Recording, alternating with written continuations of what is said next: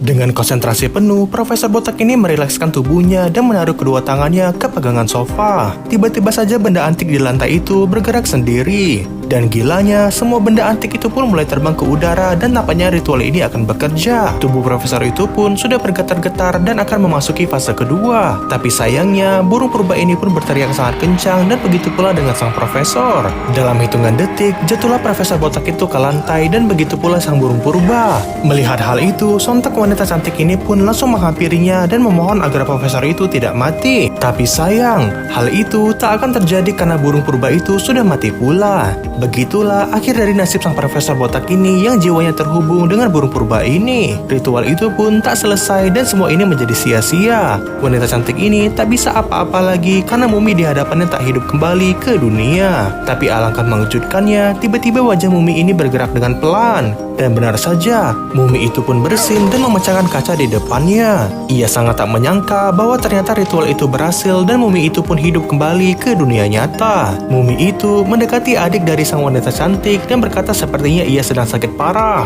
Wanita ini pun berkata, dengan kemampuan yang engkau miliki, bisakah kau menyembuhkan adikku agar bisa sehat seperti sedia kala? Sang mumi itu berkata bahwa ia bukanlah seorang dokter.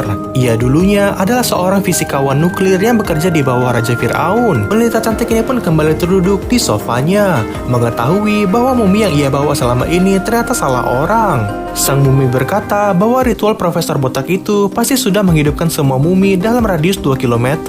Ternyata, ia baru teringat bahwa seluruh mumi Raja Fir'aun beserta anak buahnya sudah dipindahkan ke Museum Perancis. Lokasi museum itu letaknya tak jauh dari rumah ini, yang berarti pasti mumi di sana sudah hidup pula. Tanpa basa-basi, mereka pun langsung bergegas pergi ke museum itu di malam hari. Dengan sekali ayunan tangan, gembok itu pun terbuka dan inilah awal dari peristiwa gila di Perancis. Semua ini dilakukan demi menyembuhkan sang adik tercinta. Dan disinilah rencana mereka pun dimulai. Satu persatu, peti itu pun dibuka dan wanita ini menanyakan apakah mumi itu dulunya seorang dokter atau bukan. Namun anehnya, para mumi itu tak ada yang mau mengaku karena sepertinya sudah disumpah untuk hanya melayani Raja Fir'aun. Di titik ini, sang wanita cantik sudah putus asa karena tak ada yang bisa menyembuhkan adik tercintanya. Tepat di depan wanita ini, semua mumi pun mengelilingi sebuah peti besar dan membukanya. Benar saja, keluarlah sebuah tangan dari dalam sana yang tak lain adalah mumi Raja Fir'aun. Tapi disinilah semuanya akan berubah. Ia berkata, aku sudah berusaha menghidupkan dirimu yang tertidur selama 5.000 tahun. Dan kini aku hanya meminta satu hal kepadamu. Jika kau bisa menyuruh doktermu untuk menyelamatkan adikku, aku akan sangat berterima kasih. Dan disinilah ritual penyembuhan sang adik akan dimulai. Bagaimanakah kelanjutannya?